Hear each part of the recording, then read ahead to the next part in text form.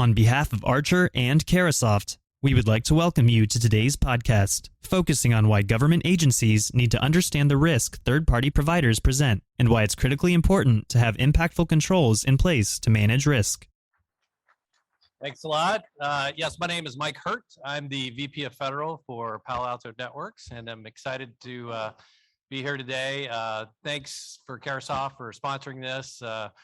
The title of our session today is Third-Party Risk Management, Strength or Weakest Link. And so what we're going to be focusing on today is needing to understand the risk of third-party providers that they present, why it's critically important to have impactful controls in place in order to manage the risks with acceptable boundaries. And so we have our esteemed panel here. We have John Boyens, Deputy Chief of Computer Security Division at NIST. So thank you, John. Then we have Nancy Ranowski. She is the Texas CISO.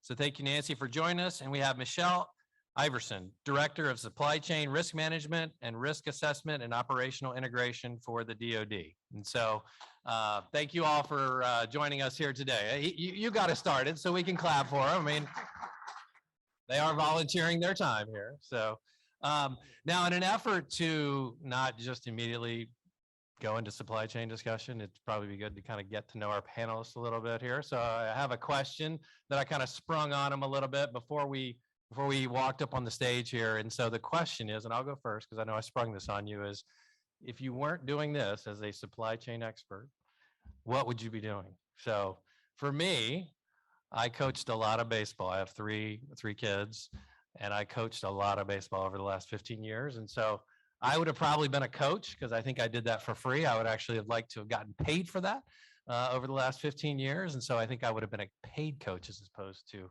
an unpaid coach. So John, how about you? What would you be if you weren't doing this? I have to say that's a tough one because I'd likely be home like researching supply chain risk management. Okay. No. But I have to say I thought about it and I'm like, I'm gearing up for the big game tonight, hockey. So I'd probably be at home down in my basement, face painting, putting paint all over my body, getting ready to cheer for the Avalanche, who are going to be the next Stanley Cup champions. Okay. I was going to ask about the NBA finals, but I didn't want to have a war here in San Francisco. So you started one with the hockey anyway. All right. So Michelle, what would you be doing? Well, and since you did spring it on me, and some of the people I work with, they know, if I was not doing what I'm doing now for DoD CIO, I'd be running a tiki bar somewhere. Now, my family wants to retire in Tucson, which makes tiki bars a little harder, but we'll work on it. You can open a tiki bar anywhere. Yeah, It works. So, all right, Nancy, how about you? And Nancy was the one that gave me this question, so I'm expecting an amazing answer here, Nancy. I think I would have several Airbnbs in Hawaii that I would, we're together, yes. So that's Okay. what I'd be doing. So you'd be a Airbnb landlord, is what you're saying. Okay, all right. Well, very good. So thanks for giving us a little bit about yourself there.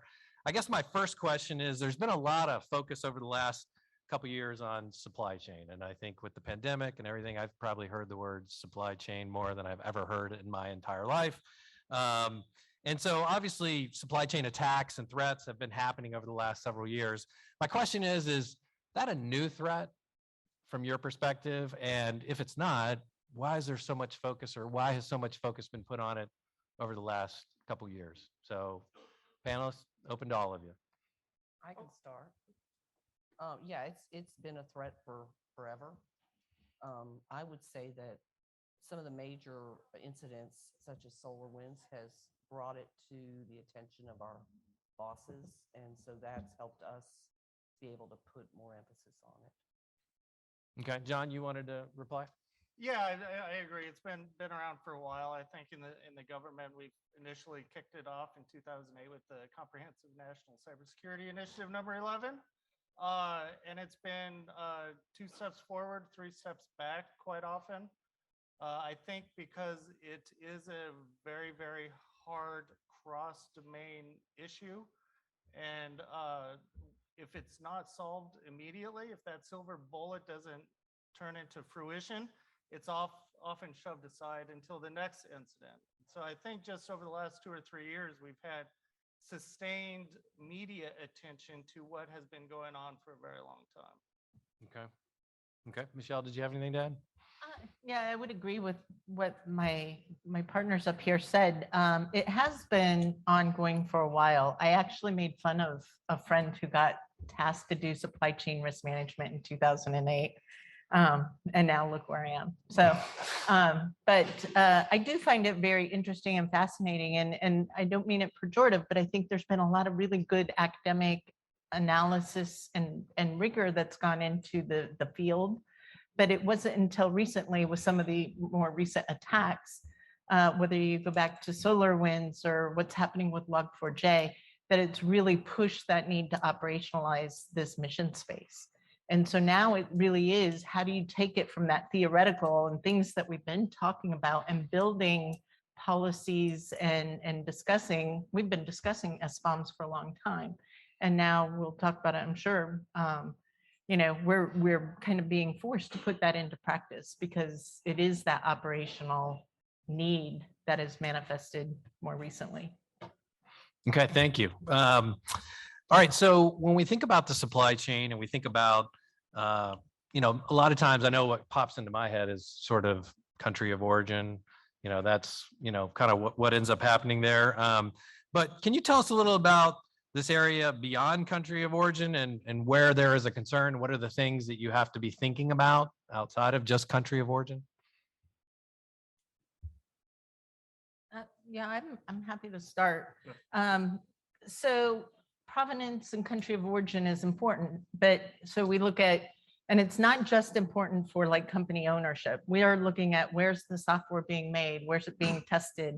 So there's lots of aspects of what is country of origin, what is provenance. But we also want to make sure that we understand, you know, what's the cybersecurity of our suppliers, right? So many in this room have probably heard us talk about CMMC and things like that. So we're looking at the cybersecurity of our suppliers, but we're also looking at the products coming from our suppliers. And so, you know, when I think of supply chain risk management, I'm looking at how an adversary might attack my supply chain, which is kind of a SolarWinds thing. And when the adversary becomes my supply chain, which as most of you know, the US government has banned Kaspersky as an example. So mostly because, you know, when you start to look at the supply chain coming from Russia, what their SORM laws are, what their foreign intelligence laws are. So just understanding that. So when you're making risk decisions about whether, you know, they can be a cyber threat because they're attacking my supply chain or they are my supply chain.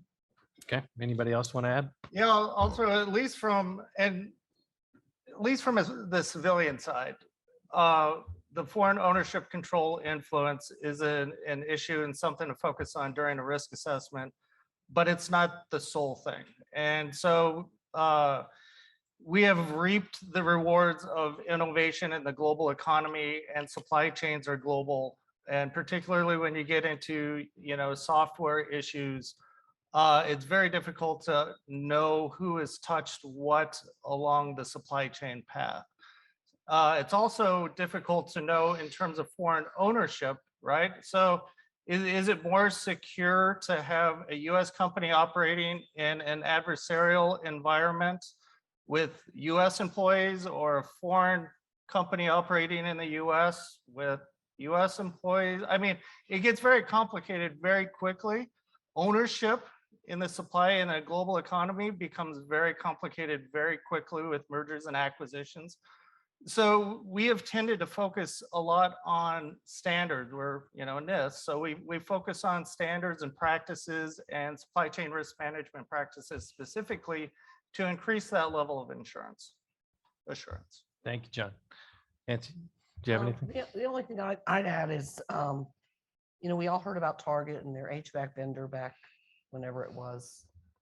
We've had 2 schools that have had ransomware that came through their HVAC vendors in the last 2 years. So, it's not necessarily who you're, what you're buying, but also who you're connecting to and how they're getting into your systems. And just having an overall understanding of the risks, the connections, all of that is important as well. And if I could, Yeah. kind of playing off of that is, one of the things that DoD has really spent a lot of time in the last several years is how do we better understand our supply chain from tiers 1 through tier N, because you can't defend what you don't know. So, and even like the pandemic, right? We needed to know who's our contacts, right? Who'd we come in contact with? So it isn't just our primary suppliers, it's our secondary and tertiary on down the line. And having that visibility, and that's some of the key capabilities that we've been looking at over the last 3 years, is how do we get that visibility? And then once we have that visibility, because there are sometimes within that tiered supply chain, in some cases, we can mitigate the risk by choosing a different supplier, and sometimes that's just not possible. And so we are also looking at capabilities that give us more insight when we'll talk about software bill of materials, but more insight to who that supplier is, maybe looking at runtime application protocols that'll help us understand any risks coming from maybe a higher risk supplier that's in my ecosystem. Yeah, I think that's actually leads me kind of to the next question is like when you're thinking about assessing the risk and you're an agency and you're trying to figure out what your supply chain risk is. You mentioned some of the things that you're doing and sort of recommending to the rest of the panel. What are those the first things an organization should really do to kind of hunker down and understand the supply chain risk? I'll say it's the basic risk management, right? It's the big K, the know. So know your critical systems that support your critical functions, know the critical components inside that system. And that's internally, then go externally. Who are the suppliers that provide those critical products or services? And that is where, since it is, you want to put your greatest resources and rigor towards those critical components. I think that's the first step to take. Okay. Nancy, did you have anything to add? Same. Same. Okay. Well, actually, Nancy, when we talk about the state of Texas and what's the state of Texas doing as it relates to supply chain security that you kind of wanted to share with the audience? So, I can take this from a couple of angles. We run a cooperative contracts program, and all state agencies are required to purchase off of that program. So we have over 700 contracts. A lot of those are with resellers, so it kind of trickles down from there. One of the things that happened during our last session was that a bill was passed that every agency has to have security in their contracts, which hasn't been in the past. So, and then trying to figure out how to deal with vendors or products that may not be good to purchase. And, you hear about it in the media, you hear about it all over. So we're kind of following what the federal government's doing in that regard. We don't have a vehicle for taking things off a contract. So for right now, we just request vendors to take it off the contract. We're moving more towards, and I think there'll be some recommendations for our next legislature to put a more systematic process in place for that. Another area is cloud computing, and there's a lot of movement to the cloud. Senate Bill 475 last session required our office to stand up a risk authorization and management program, and which is very important in terms of supply chain. The NIST guidance basically says, cloud service providers are part of your supply chain. You can look to FedRAMP and then other areas. We don't have the beauty of every vendor that comes to us can be a FedRAMP product, because not every vendor that sells to the state is going to sell to the federal government. So we got 6 months that we had to put this program in place, which essentially all we're asking our vendors to do is follow the same security controls that we require of state agencies. So that was a major project. It still is a major project and a big step in terms of cloud computing in Texas. Okay, thank you. Thank you for sharing what you're doing in Texas there. It sounds like a lot of work on your plate there. So, John, question for you. Obviously, Mr. DeRusha was just talking about the executive order, and NIST had quite a few things to do inside of that executive order and in regards to improving national security. So can you tell me about some of the work and how it relates to cybersecurity risk and supply chains that you're working on? Sure, and I'll do my. He left, right? I could contradict. No, I'm just kidding. No, it was an executive order like I've never seen before. I think 75 plus different deliverables throughout the year. So it was a big one. NIST had Section 4, which is really securing the software supply chain, and had a number of tasks. One, I think we started off. We had to define critical software, which is not really the NIST approach. So we had a couple of calls where we scratched our head and said, how are we going to do this? And, we like to contextualize risk. And so what ended up happening, it was actually a really good thing because we actually came to buy into the concept. We term it EO critical, but when you go into acquisitions, it's good to know different types of software and the impact that they can have on other technology. And that's kind of the approach we took with that.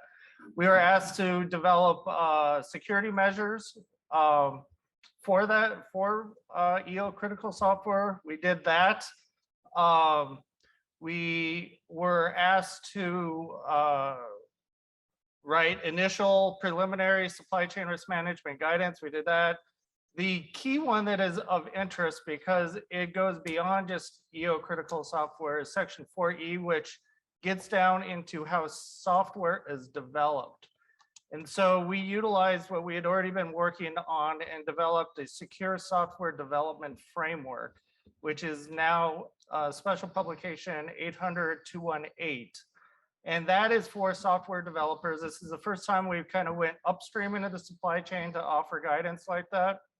Also part of 4E is to provide similar guidance to federal departments and agencies when they're procuring software, to require that suppliers attest to implementing those secure software development framework practices. So right now we have released both of those. What the next steps I think are for OMB to come out with a policy memo, and then a little further on, because I believe that's probably going to be a stopgap measure, but then move into a federal acquisition regulation, which is going to be a little bit more permanent. So those things are things to be watching in the future. Now, just to follow up on that, I think some people would say sort of the NIST guidelines are complicated and potentially long. So what advice would you provide these organizations when kind of going through that? I've never heard that NIST guidance is long or No. All right. Next question. So the framework, I mean, we've helped develop the cybersecurity framework. Similar to that, it adds flexibility. It is a framework that has different kind of outcome-based tasks in it. And then those point to different informative references, different guidelines, different standards that help a user kind of make sense. So it does offer the flexibility for organizations to use many different types of practices when they're trying to implement it. Okay. Michelle, executive order. All right. SBOM, you and I have talked about it. What does DoD, how does DoD see the value of the executive order, and what are the actions that you're taking relative to SBOMs? So we absolutely think the executive order is very helpful. One of them being the development and the pursuit of software bill of materials. It is not going to be a panacea, we know that. However, When take Log4j, for instance, just finding out where Log4j is in your software builds is very problematic. It's taken us days, months, years, really, to identify where it is and where we're at risk. And it was in so much, right? So being able to have that software bill of materials will start to help us understand what code modules are there, whether it's fit for purpose type of code, or, because even COTS products have a lot of open source modules in them. We're seeing more and more. There was an article in one of the tech magazines, how a software developer in protest to Russia went and changed something in his module. So if there was an IP related to a Russian domain, that it would basically brick the computer. So not only do we have to now start worrying about our adversaries, we have to, we've always worried about hacktivists, but it's even getting, now we're into software development. So the software bill of material, knowing where these modules are in our code will be instrumental. It'll help us identify when code is outdated, not up to date or patched. So I think it's critically important for that. And if you don't mind, No, keep going. Yeah. Other things, Yeah. The other thing, just to kind of highlight, the time for supply chain risk management is not just at your time of acquisition. It is a life cycle thing. Mergers and acquisitions happen all the time.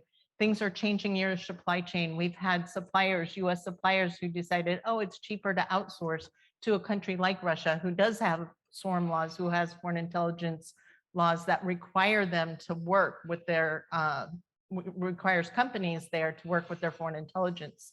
So we have to understand all of that within our supply chain, and it's a very dynamic environment. So you need continuous monitoring to be able to do that. And then that's the same with software. Software is continually updated. So how do you do that? It's not easy either, especially when you get to cloud and trying to do software bill of materials there. But the critical software definition that's coming out of 14.028 also really, really helps. Because especially in my world, everybody wants to go to programs of record and critical items. But how many of those programs of record are choosing their backup software, their network management software to be critical items?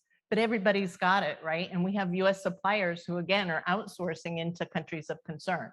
So that's why we have to really understand what our supply chain is, and find out where our critical software is that runs as root or has critical dependencies, so that we can make smarter choices. Yeah, Michelle, yeah, that's great. I think you kind of went into, for the rest of the panelists, I mean, you're talking about continuously monitoring and just really kind of being proactive, essentially. Nancy. I have a question. Okay. All right. Yeah. So, I think I'm supposed to answer all the questions. Hold on. hey. All right. Go I'm ahead. taking Go over the ahead. All world. right. All right. Michelle, if I wanted to set up a program similar in Texas, what would be the impediments that you could see? What, I mean, you're DOD, so Right. you're the boss, but. Yes, I ask any of my colleagues, I'm the boss. No, my boss is back there. He's laughing. Does your boss know that you like tiki bars? He does. Okay. Okay. He does. All We right. just came from Hawaii. Okay. All right. So he's been at quite a few. Well, so what are the impediments? I think contracting is hard no matter what we do. And there's a change in how we write our contracts also. Attestation is good. How do you trust but verify? So I think really working on contract language, and we've done some work in that. I'm happy to share. Right. And so good contract language. I think even when you start to do, incident response, we're doing everything from the CIO has the authority of saying there's risk, taking something off the network because of risk to the network.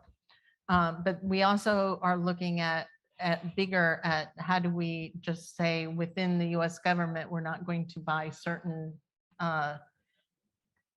products because of the software provenance or hardware provenance. And we've talked about software bill of materials, but there's also working groups in our commercial public-private partnerships for hardware bill of materials as well. It's a hard problem. So I'd say just the one other thing, information sharing, because the minute I tell you I'm looking at Acme for some supply chain issues, Acme is usually calling me saying, hey, I'm a good guy. And I'm like, yes, but why are you doing, development in a place where they have a big hacking program and their laws say they have to work with their foreign intelligence service? So those are going to be my 2 questions back when you come and say I'm not a bad guy. I'm like, well, I just have to manage my risk. So thank you, and thanks for asking the question. And so we're kind of getting down here to the end. I'll kind of give you guys any last. I'll pontificate Yeah. a little bit. Yeah. With lots of platitudes. Separately on the SBOM thing, I'm just going to say that a lot more needs. It's not a silver bullet. Vulnerability management. There's a lot of other things that need to go in there. SBOM's a sexy word right now. It is key, but there's a lot of other things that need to go into it. My pontification is just after watching, I'm gray now. When I started out, I wasn't. The changes that have been going on have been incremental. Suppliers. So your question is, why do they still do this? And that's changing. The reason why they're doing it is because they've until now been able to pass on the risk downstream until the customers, right? And without any sort of penalty or anything else. That's changing, right? Because now the customers, and that has to do with the EO, the way the government is trying to use their soft procurement hammer, is not going to accept that risk anymore. So things need to change up the supply chain. And then second, the relationship between suppliers and acquirers are changing, particularly in technology. It's no longer selling a toaster with a 6-month warranty, right? So when there's vulnerabilities, that relationship still has to be ongoing. It's not one and done. It's a constantly evolving relationship. Even if you have an SBOM, even if you have a Log4j, you're still going to have to work with them to figure out how to mitigate the solution. So it's an ongoing relationship. Okay, thank you, John. Nancy, any last words from you? Okay, well, I just wanted to thank this lively panel for volunteering your time to do this. Kevin, do we have time to take a question from the audience or? Okay, 2 questions. All right. Yeah. Next panel. Why don't you make your way over to the table here and start getting mic'd up? Yep, no problem.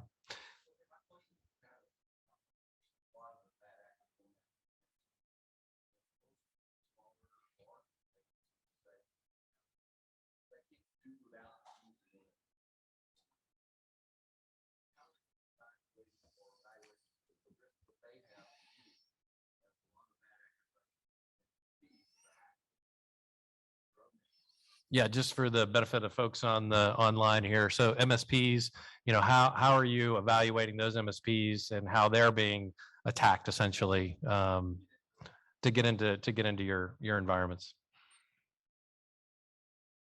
I can take. Okay, all right, Nancy. So at the state level, we do thorough evaluations, and we have liability clauses that help. Where we're in a world of hurt is with the local governments, because we don't have any visibility or oversight over local governments. And in August of 2019, we had 23 local governments that were impacted by ransomware. We looked at that contract that MSP had. It was 1 page.